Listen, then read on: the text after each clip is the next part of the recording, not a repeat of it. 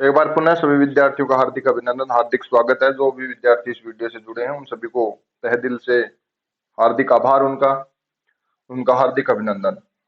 माध्यमिक परीक्षा 2024 साइंस का ये पेपर आपके सामने आज जो लगा था 20 मार्च 2024 को, उसके एक फोटोज है। इसको आप देखेंगे तो आपको अच्छे से समझ में आएगा कि इस प्रश्न पत्र में किस प्रकार के प्रश्न पूछे गए थे। जैसा कि मैंने कल भी बताया था, उससे पहले काफी टाइम पहले क्लासों में पढ़ाते हुए भी बता दिया था कि जो पढ़ा दिया, जो भी प्रश्न आपको लास्ट में सपने के रूप में बता दिए जाएंगे वही प्रश्न आएंगे, उससे बाहर कोई प्रश्न नहीं आएगा। मात्र इनमें जो आपके 22 प्रश्नों की श्रृंखला थी इस पेपर के अंदर, इसमें कुल मिलाकर छोटे बड़े प्रश्नों की संख्या 51 आई थी, 51। उन प्रश्नों के अंदर मात्र एक प्रश्न ऐसा था जो हमारी किताब के सिलेबस में फिलहाल कोई लाइन में नहीं लिखा गया था, ये किताब से चेंजमेंट था। लेकिन ये छोटा प्रश्न था, छोटे अपने ज्ञान के आधार पर भी हम इसको करना चाहे तो आराम से कर सकते थे। बाकी आएगा तो आपको बता दिया जाएगा कौन सा प्रश्न ऐसा था।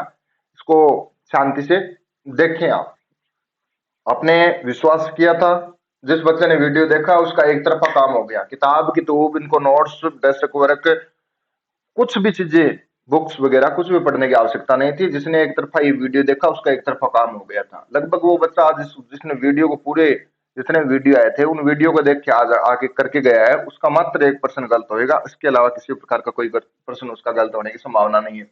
इट मीन्स 95 प्लस बच्चे इन्हीं वीडियो के आधार पे निकल सकते हैं। किसी बच्चे को यकीन नहीं हो तो अपने फोन में सेव किए वीडियो होंगे, वहां से देख सकते हो। अदरवाइज हमने जो आपको पेपर भेज रखे हैं टेस्ट के लिए, 5 पाठों के, 4 पाठों के, 10 पाठों के जितने भेज रखे हैं उनमें आप चेक कर सकते हो। ज्यादा समय नहीं गवाएंगे और आपको वाला जल्दी जल्दी टिक मार्क कर रहे हैं, थोड़ा जल्दी से देखें। ये पेपर का पहला पेज था, इसमें कुछ देखने वाली बात नहीं है। इसमें है general instruction of the examinees, परीक्षार्थियों के लिए सामान्य निर्देश हैं। सबसे पहले अपने रोल नंबर लिखें। रोल नंबर कुछ बच्चे लिख के आते हैं, देखो ये देखो कितने सुंदर तरीके से लिख रखे हैं। ऐसे रोल नंबर नए लिखें कृपया करके, क्योंकि यही है, बस इतने बड़े हो चुके फिर भी गलतियां कर रहे हो, कोई काम की बात नहीं है। आगे सुनो, इसका पहला पेज देखिए, ऊपर में ऐसे ही है, कुछ जानकारी ज्यादा इंपॉर्टेंट नहीं, ये वाला देखिए आप। खंड है के प्रश्न मैंने कहा था छोटे प्रश्न आएंगे, जो ब्लूप्रिंट के हिसाब से था वही मैंने कहा था, उसके ज्यादा मैंने कोई अलग से बना के नहीं कहा।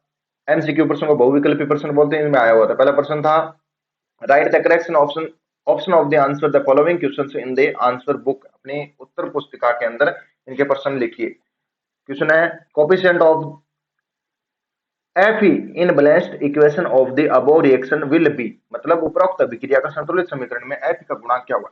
यदि आप अभिक्रिया को संतुलित करते हैं, इसमें ज्यादा टाइम देने की जरूरत नहीं है। Fe के साथ 3 लगाओ, इसका मतलब 3 गुणांक होगा। यहाँ पर 3 आएगा, आपको बताया था मैंने। यहाँ जो भी है उसको आगे लिखें तो 3 गुणांक होगा, इसका ऑप्शन सी सही हो जाएगा। जिस बच्चे ने कर दिया उसका 1 नंबर पक्का है, अन्यथा कोई बात नहीं। प्रश्न संख्या 2 देखिए, ऊपर की संख्या में आ गए, बहुत ज्यादा आगे आ गए। दूसरा प्रश्न देखिएगा, मैं देख रहा हूँ कहाँ पे गया ये दूसरा पेज। दूसरा पेज ये रहा, दही में उपस्थित अम्ल। कल मैं बार बार जोर देकर कह रहा था दही में उपस्थित अम्ल लैक्टिक अम्ल होता है, लैक्टिक अम्ल होता है। ये दय में ऑप्शन था, इसका उत्तर दय होगा। अगला प्रश्न था उष्मा का सबसे चालक अच्छा चालक। उष्मा का सबसे अच्छा चालक होता है आपके कॉपर, लेड, मरकरी और जिंक। कॉपर, लेड, मरकरी और जिंक। इस श्रृंखला में जो आपका उत्तर था इसमें सुने, देखो लेड और मरकरी ये दोनों तो कुचालक होते हैं। क्यों? ये धातुओं की श्रेणी की तरह होती है, ये आपके कुचालक होते हैं। जिंक है इतना अच्छा नहीं होता चालक, बच गया कॉपर, तो ये होता है। क्योंकि सबसे अच्छा तो चालक होता है चांदी, चांदी से अच्छा सोना, सोने से प्लेटिनम, फिर कॉपर, इस प्रकार से आते हैं। अगला प्रश्न दे रखा है छोटा, इसमें कीटोन में उपस्थित प्रकार्यात्मक समूह। कल मैंने एक डायग्राम में बताया था वीडियो में कि भाई इसमें याद रखें, ध्यान रखें, कीटोन की संभावना पूछी जा सकती है आपसे, एल्कोहल की पूछी जा सकती है। दोनों ऑप्शन में आए हुए हैं, देख लीजिए दोनों ही आए हुए हैं, इसलिए 4 ही तो है अपने, कार्बोक्सिलिक अम्ल, एल्डिहाइड, कीटोन और एल्कोहल। इसमें ब ऑप्शन सही होगा। फंक्शनल ग्रुप देखना था प्रेजेंट कीटोन। अगला प्रश्न देखिए चौथा, पांचवा क्वेश्चन था मानव हृदय एक तंत्र का भाग होता है जो इससे संबंधित है। पोषण से नहीं होता, उत्सर्जन से नहीं होता है, श्वसन से नहीं होता है, बच गया वो उत्तर हो जाएगा परिसंचरण तंत्र से होता है, सर्कुलेशन से। अगला प्रश्न है पत्ती के अंदर, पत्ती का मतलब पर्ण, छिद्रों के खुलने और बंद होने के कार्य किसके द्वारा किया जाता है। कल बार बार बताया था, द्वार कोशिकाओं को देख लीजिए, द्वार कोशिकाओं को देख लीजिए, वैसे ये दरवाजा खोलेंगे तुम्हारे लिए द्वार कोशिका, डोर सेल, गार्ड सेल बोलते हैं, गार्ड सेल। अगला प्रश्न सातवां, जिस बच्चे ने इस प्रश्न उसमें सह किया है उसका सही है। कौन सी अंतःस्रावी ग्रंथि सभी अंगों को वृद्धि प्रेरित करती है। कौन सी अंतःस्रावी अंगों को वृद्धि यानी लंबाई चौड़ाई बढ़ाने के काम आती है, वो आपकी पीयूष ग्रंथि आती है। एंड्रिनल ग्रंथि नहीं आती, थायराइड ग्रंथि नहीं आती, अग्नाशय ग्रंथि नहीं आती काम। पीयूष ग्रंथि ज्यादा काम आती है, इसमें ए ऑप्शन सही होगा। अगला प्रश्न, जब पुष्प में पुंकेसर और स्त्री कैसे दोनों उपस्थित हो ऐसे पुष्प को कहते हैं। कल ही के वीडियो में इसको बार बार डिमार्क करके बताया था कि प्रश्न आएगा लो आ गया उभय लिंगी। अगले वाले में देखिए कुछ प्रश्न आए हुए हैं, ये देखिए, पुरुष में लिंग गुणसूत्र होते हैं, महिला में एक्स एक्स होता है, पुरुष में एक्स वाई होते हैं, बार बार बताया गया। ये भी लिंग निर्धारण के बारे में कहा था, इसको ध्यान से देख लीजिए, प्रश्न आएगा इससे फाइनल आएगा, आ गया ये। अगला प्रश्न है, एक व्यक्ति समतल दर्पण से 3 मीटर की दूरी पर खड़ा है, व्यक्ति उसके प्रतिबिंब के बीच की दूरी क्या होगी। तो ये प्रश्न है, कल हमने वैसे चर्चा नहीं की, लेकिन समतल दर्पण के बारे में आपको बताया था, नॉर्मल चीज है, ये कोई बड़ी बात नहीं है कि भाई आप समतल दर्पण से जितने दूरी पर खड़े हो उतनी दूरी के पीछे आपके एक दर्पण बनेगा। आप जैसे 3 मीटर खड़े हो तो 3 मीटर दूर आपसे पीछे दर्पण पे आपका प्रतिबिंब बनेगा, तो 3 मीटर आपकी जगह होगा, 3 मीटर पीछे खड़े होगे, कुल मिला के 6 होगी, तो इसका उत्तर होगा 6।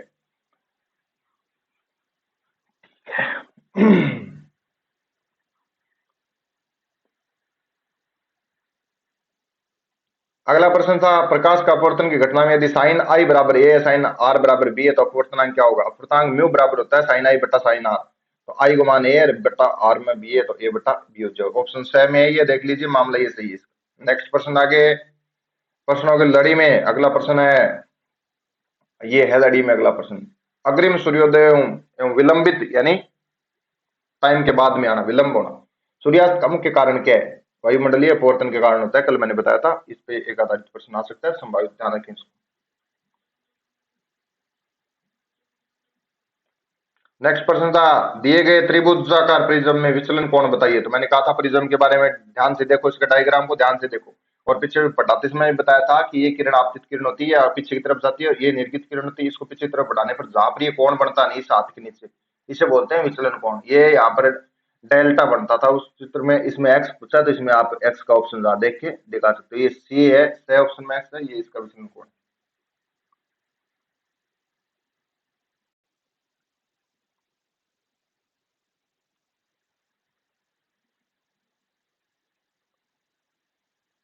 अगला प्रश्न देखिएगा, विद्युत उपकरणों में भू संपर्क तार या उसका उपयोग किया जाता है। भू संपर्कित तार इसलिए लगाते हैं ताकि आप में करंट वगैरह न लगे, झटका न लगे, सुरक्षा उपाय के लिए इसका इस्तेमाल करते हैं, बाकी इसमें नथिंग नथिंग नथिंग। धारावाही चालक तार में दक्षिण हस्त का अंगुष्ठ नियम क्या है। कल बार बार बताया था, अंगूठा बाहरी अंगुलियां चुंबकीय क्षेत्र को दर्शाती है, अंगूठा धारा की दिशा को दर्शाता है, धारा की दिशा को दर्शाता है, विद्युत धारा की दिशा को दर्शाता है, दक्षिण हस्त का अंगुष्ठ नियम, दाहिना हाथ, फ्लेमिंग का था ये 15 प्रश्न थे, 15 प्रश्न आपके एकदम सही होने चाहिए, जो मैंने करवाए थे उससे कहीं बाहर नहीं आया, एक भी प्रश्न बाहर नहीं आया, उससे जो करवाया था उससे एक भी प्रश्न बाहर नहीं है, इसका मतलब आपके सारे के सारे। लेड नाइट्रेट के उसमें वियोजन से प्राप्त नाइट्रोजन युक्त गैस का नाम बताइए।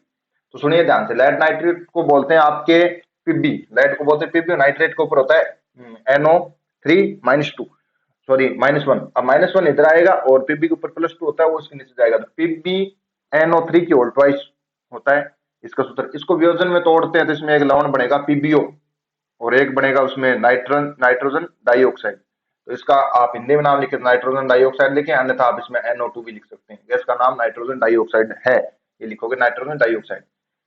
अगला प्रश्न है, HCl के वियोजन से प्राप्त ऋणायन का रासायनिक सूत्र क्या होगा। HCl को जब तोड़ते हैं तो H2 + Cl2 में टूटता है, तो ऋणायन इसमें H2+ होता है, Cl2- होता है, इसमें आप लिखेंगे Cl2, इसमें Cl2 आएगा, उसका सही है, अन्यथा गलत है। C3H8 अणु में उपस्थित सहसंयोजक आबंधों की संख्या होगी। C3H8 में उपस्थित सहसंयोजक आबंधों की संख्या कुल मिला के आप इसमें गिनोगे, मैंने तो काउंटिंग कर लिया है, तुम्हारे काउंटिंग करने में दिक्कत हो तो कर लेना काउंटिंग आराम से, काउंटिंग इसमें 10 होंगे, तो इसमें जो बंदों की संख्या 10 कर गया है वो ठीक है, अन्यथा गलत है। अगला प्रश्न देखिए, एक कृत्रिम नाइट्रोजनी वृक्क, एक कृत्रिम आर्टिफिशियल किडनी वृक्क नाइट्रोजन अपशिष्ट पदार्थों को उत्पादों को रुधिर से अपवन द्वारा निकालने की एक युक्ति होती है। अपवन विधि थी ना, उसके बारे में मैंने कल बताया भी था लास्ट में, अपवन विधि, वीडियो देखा हो तो अच्छे से आता होगा, नहीं देखा हो तो कहीं का आएगा। दो तंत्रिका कोशिकाओं के मध्य खाली स्थान को मैंने कहा था पिछली बार आ चुका है, सॉरी आज से जस्ट 2 साल पहले भी आया हुआ था, उससे भी पहले आया हुआ था, इस बार भी आ गया ये प्रश्न, पूरी संभावना थी आने की, ये आ गया। इसमें सिनेप्स उत्तर आएगा, सिनेप्स कहते हैं दरार कहते हैं। प्रतिबिंब की ऊंचाई एच डैश बट्टा बिंब की ऊंचाई का अनुपात, अनुपात का मतलब बट्टा गोलीय दर्पण का आवर्धन कहलाता है, बार बार कहा गया है, m बराबर एच डैश बट्टा एच, m का मतलब आवर्धन। अगला प्रश्न है, दीर्घ दृष्टि, दीर्घ मतलब दूरदृष्टि, दोष निवारण में दू दू ऊ की मात्रा लग रही है, ऊ का मतलब उत्तर लेंस, उत्तर लेंस उपयोगी होता है। ये शॉर्टकट जो बताई गई है छोटे प्रश्नों को करने में, आपका समय भी बचाती हैं और आपके एकदम सटीक उत्तर भी देते हैं। अब प्रश्न था very short answer question, VSQ। इसमें दे रखा है पित्तल में तांबे के साथ मिश्रित दूसरी धातु का नाम क्या? पिताजी। पिताजी से याद रखो, पिताजी, पी का मतलब पित्तल, ता का मतलब तांबा, जी का मतलब जिंक, इसमें उत्तर आएगा जिंक। सल्फर, ब्रोमीन और आयोडीन में चयन करके द्रव है धातु लिखिए कौन सी है? तो सल्फर है, वो तीनों अवस्था में पाई जा सकती है, सॉरी थोड़े ऐसे ठोस अवस्था में भी पाई जा सकती है। और ये ब्रोमीन है द्रव अवस्था में, आयोडीन सबके लिए धातु होती है, इसमें ब्रोमीन उत्तर होगा आपकी। इसका नाम, इसको मैंने बार बार हाईलाइट करवाया था, कल ही हाईलाइट करवाया था, परीक्षा में 3 बार पूछा गया है, चौथी बार इस बार आएगा, फाइनल आएगा। और ये लो आ ही गया है, CH3C ट्रिपल बॉन्ड। ये ट्रिपल बॉन्ड है या डबल बॉन्ड है ये मुझे क्लियरली दिखाई नहीं दे रहा है, तो आप इसको ट्रिपल बॉन्ड लिखे, अन्यथा यहाँ पर ऐसे लिखा हुआ था, तो ट्रिपल बॉन्ड लिखा गया, इसका मतलब ये है कार्बन गिनो 1 2 3, 1 2 3 का मतलब होगा प्रोप, तो प्रोप में ट्रिपल बॉन्ड में आइन लगता है तो मतलब प्रोपाइन, इसका उत्तर होगा प्रोपाइन। आगे देखिए, ये प्रश्न जो मैं कह रहा था, ये प्रश्न बाहर से पूछा गया है, रेजिन और गोंद पौधे के कौन से भाग में संचित होते हैं, मतलब कहाँ से इसको स्टोर करते हैं हम? तो ये छाल से आप इसको प्राप्त कर सकते हो, ये आपके छाल में संचित होते हैं, पौधे के जो छाल होते हैं पेड़ पौधे के, उनके अंदर ये पाए जाते हैं। तो इसका उत्तर छोटी क्लास में साथियों को किताब में मिल जाएगा, 8वीं मिल जाएगा, लेकिन 10th क्लास में इस चैप्टर के अंदर मेरे को देखने को नहीं मिला था, इसलिए मुझे ये लगता है कि ये प्रश्न एक मेरे पढ़ाई में से बाहर है। अदरवाइज और ऐसा कोई प्रश्न नहीं है, एक भी प्रश्न ऐसा नहीं है। आगे वाले पेज पे आइए, उसमें देखिए अगला प्रश्न है, मस्तिष्क का कौन सा भाग रक्त दाब, लार आना और वमन यानी उल्टी का नियंत्रण करता है? तो ये पीछे वाला भाग होता है पश्च मस्तिष्क का, और एक तो होता है मेडुला ऑब्लिगेटा, एक होता है पोरोन्स वेरियोलाई। तो इसका पोरोन्स वेरियोलाई उत्तर होता है वैसे तो, लेकिन आप पश्च मस्तिष्क लिखते हो तो भी इसका सही है, पश्च मस्तिष्क का पोरोन्स वेरियोलाई भाग। इसके बारे में कल मैंने कहा था, मस्तिष्क वाले को अच्छे से देख ले तीनों को। दो जीवाणु जनित रोगों के, संक्रामक रोगों के नाम बताने थे आपको। एक न्यूमोनिया भी कर सकते हो इसमें, एक टीबी भी कर सकते हो। टीबी बोलते हैं ना इसको, एक कुष्ठ रोग भी कह सकते हो आप। टीबी का मतलब tuberculosis mycobacterium, tuberculosis mycobacterium TB होती है, वो जीवाणु से होती है। और उसके बाद में न्यूमोनिया भी होता है, वो भी होता है। कुष्ठ रोग भी आप इसमें कह सकते हो। पेचिस रोग होता है, वो भी इससे होता है। दो के नाम लिखने थे, दो आपने लिख दिए हों। उसके बाद में मेंडल के लक्षणों के वंशानुगति नियम के प्रयोग में F2PD में प्राप्त पौधों में बोनने पौधों का अनुपात कितना होता है और उनका प्रतिशत कितना होता है? सुनो ध्यान से, उनका अनुपात था F2PD का 9:3:3:1। तो बोनने पौधे इसमें लास्ट वाला था 1, तो इसमें 1 लिख सकते हो, या ओब्लिक लगा के प्रतिशत लिख के आओ, तो आप इसमें टोटल हो गए 100%, 100 में 1% निकालेंगे, चौथा हिस्सा निकालेंगे तो उसका 25% आ जाएगा, सॉरी 25% नहीं आएगा, आप इसमें 1 लिखेंगे तो आपसे काम, आपका काम बन जाएगा, इसमें 1 होगा। ठीक है, नेक्स्ट क्वेश्चन है, गोली लेंस के लिए बिंब दूरी, प्रतिबिंब दूरी और फोकस दूरी। इस प्रश्न को मैंने कल बार बार हाईलाइट करवाया था, मैंने कहा था सपने में है, ये सपने में है और ये आ ही गया सपने में। 1/m बराबर 1/v माइनस 1/u, इसका उत्तर होगा। नेत्र का कौन सा भाग पुतली के साइज को नियंत्रित करता है? परितारिका। जो बच्चे देखते हैं आराम से साइज CIT, उनको याद होगा, लैब में एक सुपरस्टार इंटेलिजेंट साइंटिफिक मैडम काम करती है, उनका नाम है तारिका जी, और तारिका से बन गया प्री तारिका जी, और वो आपकी पुतली को कंट्रोल करती है। पारितंत्र में उपभोक्ता का एक उदाहरण, उपभोक्ता में आपके प्राथमिक उपभोक्ता, द्वितीय उपभोक्ता, तृतीय उपभोक्ता था, आप किसी भी उपभोक्ता का एक उदाहरण दे सकते हैं। प्राथमिक उपभोक्ता, आगे तीर लगाई नाम लिखेंगे, टीटा लिख दो, ठीक है। द्वितीय उपभोक्ता में लिख दो, तृतीय उपभोक्ता में लिख दो, कोई और शेर सार का इनका नाम लिख दो, तृतीय एक का ही लिखना था आपको, कोई दिक्कत नहीं। ये यहाँ तक के प्रश्नों में मात्र 1% का चेंजमेंट था, इनके आपको उत्तर मैंने बता दिए तो आपने मिला लिए होंगे। अब 2-2 नंबर वाले प्रश्न थे, इनके उत्तर आपको लिखित में दिए जाएंगे, ऐसे आपको बताया नहीं जाएगा, वीडियो काफी लंबा हो जाएगा। तब तक के लिए पेपर में देख लेते हैं कोई ऐसा भी प्रश्न है क्या जो नहीं आया था या आया था, इसके उत्तर आपको बाद में शेयर कर दिए जाएंगे, अथवा जो आप लिख के आए हो तो उससे भी काम बढ़ जाएगा। सुनो, सोडियम कार्बोनेट जब अम्लों से क्रिया करते हैं तो लवण, जल और कार्बन डाइऑक्साइड गैस देते हैं, तो जल और लवण, कार्बन डाइऑक्साइड गैस है, यहाँ लवण बनेगा। लवण कैसे बनेगा? NaCl जुड़ के NaCl बन जाएगा। तो उपरोक्त अभिक्रिया में x का मान लिखिए, x का मान NaCl होगा, 1 नंबर में NaCl लिखना था, और दूसरा आपको उसका नाम बताना, सोडियम क्लोराइड होता है तो सोडियम क्लोराइड, 2 नंबर यहाँ से पक्के हैं। उसके बाद में जिस बच्चे ने ऊपर किया, दांतों में विद्युत की सुचालक होती है, उपरोक्त कथन के प्रयोगशाला परीक्षण के लिए प्रयुक्त व्यवस्थित उपकरणों को चित्रित कीजिए दांतों को। उसके लिए आप एक बैटरी जोड़ें, चित्र बना के आना था, 2 नंबर का। एक बैटरी जोड़ें, बैटरी जोड़ के 2 तार जोड़ें, एक तार में कुंजी लगाएं, कुंजी लगा के आगे एक आप धातु का टुकड़ा लगा देते, जैसे मान लो चांदी का टुकड़ा लगा दिया, कोई नाम लिखे, चांदी का टुकड़ा कॉपी में नहीं लगाना है, टुकड़ा बनाया उसके ऊपर नाम लिख दिया चांदी का टुकड़ा, उसके एक तार जोड़ दिया, एक तार जोड़ के आगे बल्ब लगा दिया। उसके बाद में आप जब स्विच ऑन करेंगे तो बल्ब को आप जलता हुआ दिखाएंगे उसमें, जलता हुआ दिखाएं इसमें। मैंने कहा था ड्राइंग बॉक्स अच्छे से ले जाओ ताकि आप चित्र आराम से बना सको। ये चित्र बनाना था, नॉर्मल सा प्रश्न था, 2 नंबर इसमें किसी बच्चे के नहीं कटेंगे, मुझे पक्का विश्वास है। जल में उपस्थित जल की उपस्थिति में मैले कपड़े पर साबुन लगाने पर कपड़ा साफ क्यों हो जाता है, उसका कारण लिखिए। जब भी जल की उपस्थिति में हम मैले कपड़े पर या गंदगी पर या ग्रीस धूल से गठित चिकनाई पर साबुन को आपस में रगड़ते हैं, तो रगड़ने के कारण उसमें मिशेल का निर्माण होता है, और मिशेल निर्माण होने के कारण जो गंदगी है वो उसके अंदर पानी में घुल जाती है और कपड़े से अलग हट जाती है। इस प्रकार से कपड़ा साफ हो जाता है। छोटा सा उत्तर लिख आना था, 2 लाइनों में 3 लाइनों में खत्म करना था। एथीन की बार बार आई हुई प्रश्न है, 3 बार हो चुका है। एथीन एथीन अणु की इलेक्ट्रॉनिक संरचना। एथीन में 2 कार्बन बड़े बड़े चक्र बनाओ और 2-3 हाइड्रोजन बनाओ, काम कंप्लीट है। गर्भ निरोधक की 2 विधियों कौन कौन से नाम है, इसमें आप कोऑपरेटिव बता सकते हो, एक कोऑपरेटिव हो गया, दूसरा आप शल्य क्रिया में आप ट्यूबकोटोमी बता सकते हो, वेस्कोटोमी बता सकते हो। ये नहीं बताओ तो आप उसमें वो आपकी निरोधक भी बता सकते हो, निरोधक कॉन्डोम्स। शुद्ध लंबे टीटी और शुद्ध बोने स्मॉल टीटी, एपीडी तक के इसके लक्षणों को वंशानुगति देने वाला रेखा चित्र बनाइए। इसका रेखा चित्र बनाना था, ये मैंने कल बहुत बार हाईलाइट करवाया था कि इसको देख लो, इसको देख लो, ये एग्जाम में आने की संभावना प्रबल है, प्रबल है, ये प्रबल है। एक प्रतिरोध 10 प्रतिरोधक में 3 एम्पीयर धारा 2 सेकंड तक प्रवाहित की जाती है। कुंडली में कुल उष्मा ज्ञात करें। उष्मा हीट, और हीट का सूत्र होता है हीट, एच बराबर होता है आई स्क्वायर आर टी, आई स्क्वायर आर टी। क्यों? क्योंकि जिसमें प्रतिरोध, एम्पियर धारा और ये टाइम दिया हो, उसमें आप इसकी उष्मा निकालने का काम करेंगे इस सूत्र से। तो हो सकता है कुछ बच्चों का ये प्रश्न गलत हो गया हो, क्योंकि इतने ज्यादा सूत्रों में कहाँ पढ़ेंगे वो, इतना ज्यादा दिमाग नहीं लग पाता उनसे। तो हो सकता है इस प्रश्न पे थोड़ा बहुत डिस्कस हो गया हो, लेकिन इसका सूत्र निकालेंगे आप तो वो निकलेगा H बराबर आई स्क्वायर आर टी। आई स्क्वायर का मतलब यहाँ पर धारा के स्क्वायर, धारा कितने चली है इसमें 3 एम्पियर, तो 3 की स्क्वायर 9 गुणा टी को मतलब 2, 9 2 18, 18 गुणा 10 180 वाट इसकी, 180 जूल इसकी उष्मा आ जाएगी। ठीक है, नेक्स्ट प्रश्न, इसमें कुछ नहीं आ रहा है। अब 11वां प्रश्न पे चर्चा करते हैं, पीछे रह गया शायद 11वां प्रश्न, मैं निकाल देता हूं तब तक के लिए। 11वां प्रश्न किस प्रकार से आया हुआ था, ये नहीं था, ये शायद ये 18वां प्रश्न था, ये रह गया। इस परिपथ में तुल्य प्रतिरोध बताइए। तो तुल्य प्रतिरोध कैसे ज्ञात करें, सुनो। ये दोनों श्रेणी क्रम में लगे हुए, एक तार में लगे, श्रेणी क्रम बताया था, दोनों जोड़ा हुआ, 3 और 3 ओम 6 ओम हो गए।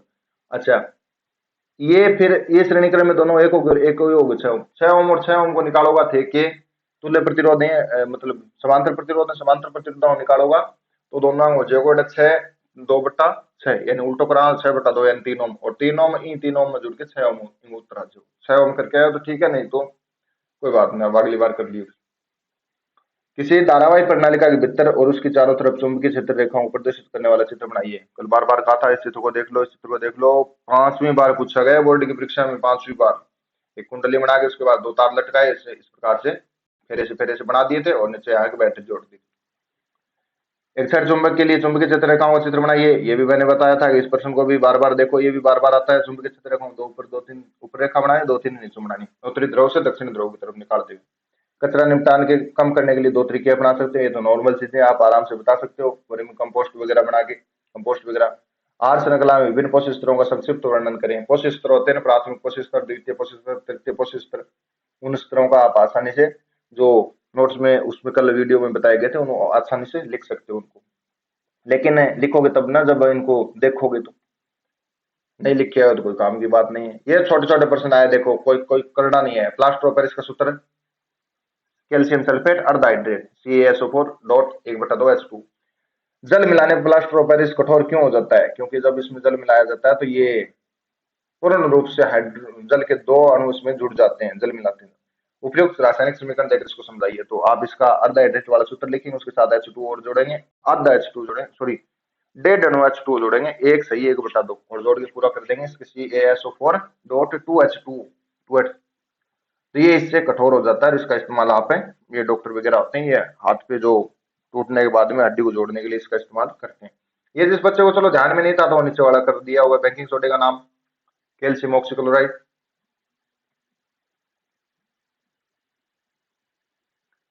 के बाद में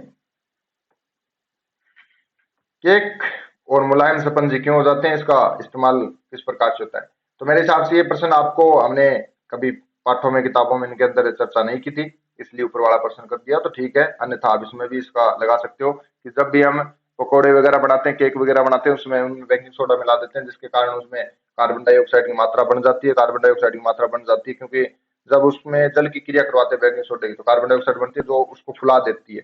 फुलाने के कारण ये स्पंजी हो जाते हैं, पीछे पीछे से हो जाते हैं, जैसे वो आता है ना आपके बर्गर आता है, उस इस हिसाब से हो जाते हैं। बाकी ये थोड़ा ध्यान में कम रहता है, बच्चों के ऊपर वाला ठीक था एकदम। अन्य क्रिया मस्तिष्क के कौन से भाग से नियंत्रित होती है, आपको मैंने बताया था, मेंडुला ओब्लिगेटा।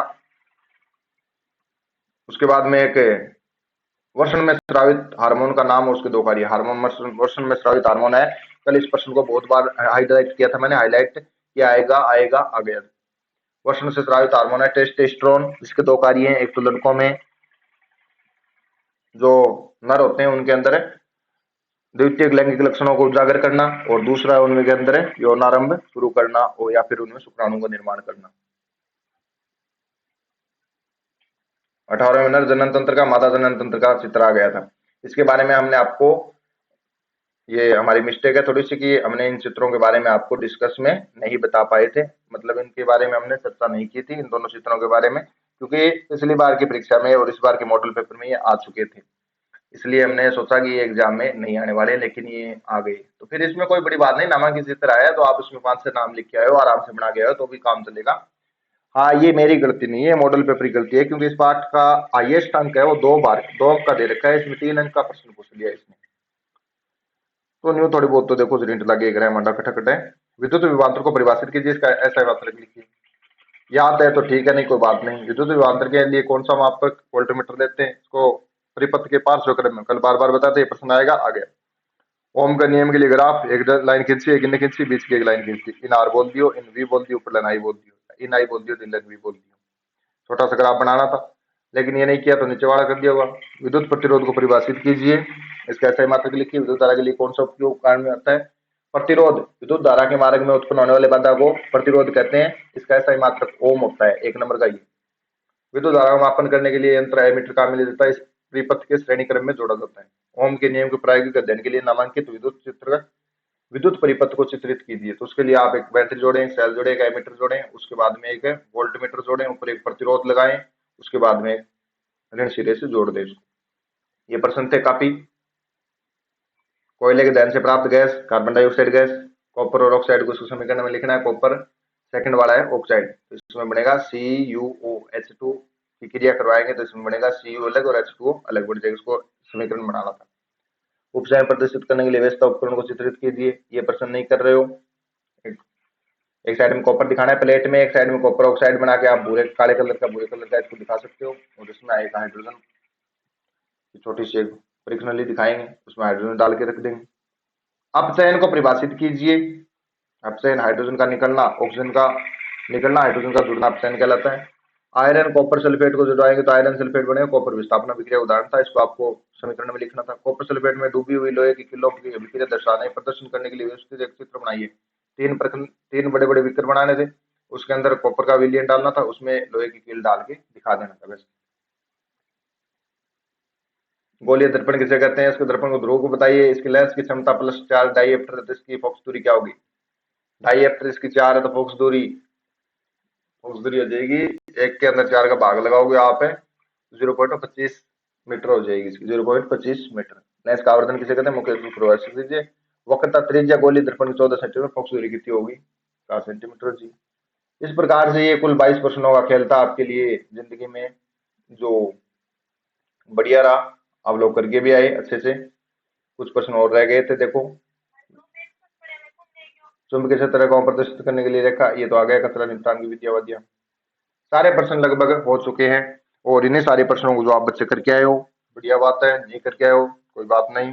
जिंदगी में आदमी को तो एक बार कहा जाता है, समझदार बच्चे उनको एक बार कहा जाता है, बाकी जिन बच्चों को बार बार कहा जाता है उनकी फिर कोई समझदारी के नाम की कोई चीज कमी होती है। चलिए, जो हो गया वो हो गया, बुरा हुआ है, अच्छा हुआ है, भला हुआ है, जो भी हुआ है बढ़िया है। उमंग और जोश के साथ हिम्मत मत हारिए। आज सुबह जो आशीर्वाद दिया गया था आप लोगों को, सुबह स्कूल में पेपर देने जा रहे थे, उसमें आपको आशीर्वाद दिया गया, उसमें आपको बताया गया था, आपको हर बार हमें मोटिवेशन करते हैं। मोटिवेशन के दौरान हम बताते हैं कि ऐसे करने से यह होता है, ऐसे करने से ये होता है, ऐसे करने से ये होता है, ऐसे करने से ये होता है। सिंपल से कल सुबह के लिए बताया था कि जीवन में असफल वही व्यक्ति होता है जो हालातों से निराश होकर हार मान लेता है, लेकिन जो बार बार प्रयास करते हैं वही आखिरकार सफल हो जाते हैं। तो यही कारण है, आप यदि आज थोड़ा बहुत कहीं से चूक भी हो गई आपके पेपर में, 1-2 नंबरों की, 3 नंबरों की, 5 नंबरों की, जिस तरह का आपका टारगेट था उस टारगेट से आप पीछे रह गए हो थोड़े से, तो कोई बड़ी बात नहीं है। रह गए तो रह गए। आई कैन डू इट वाली विचारधारा को अपनाइए और 26 तारीख के दिन जो मैथ का पेपर आ रहा है उसको क्लासिक मैथ बना के, एकदम शास्त्रीय मैथ बना के उसको तोड़ने का मचोड़ने का काम कीजिएगा। स्वागत कीजिए इसको तहे दिल से। आगे आने वाले एग्जाम 26 मार्च 2024 को गणित का पेपर जो आ रहा है उसका तहे दिल से स्वागत कीजिए और विभिन्न प्रकार से बिना आराम किए मात्र इतने दिनों में 1 दिन की छुट्टी लीजिए आप, और उसी छुट्टी के बीच में आप अपने परिवार वालों के लिए काम कर सकते हैं। अदरवाइज आप इसमें लगे रहें, परमानेंट लगे रहें। टेस्टेज आपके पास में है, आज पेपर लगा दिया जाएगा मॉडल पेपर में, और कल की तरह हम उसमें अपने कामों में ढीलापन नहीं दिखाएंगे। जल्दी से जल्दी इसको निपटाने का प्रयास करेंगे और जहां तक हो सकता है आपको सारे पेपर, सारे जो प्रश्न दिए गए हैं उनको अपलोडेट करवाने का प्रयास करेंगे। इस बार देखेंगे कितनी आप में यहाँ जो कमी रही है उसको आप वहां पूर्ति कर पाते हो या नहीं कर पाते हो। ठीक है, इन सभी के साथ मिलते हैं, जल्दी मुलाकात होगी सभी विद्यार्थियों की, ऑनलाइन मुलाकात होगी इसी यूट्यूब चैनल पे। तब तक के लिए आप सभी बच्चे जुड़े रहे। धन्यवाद आपका, बहुत बहुत आभार। स्वागतम, सत्यम।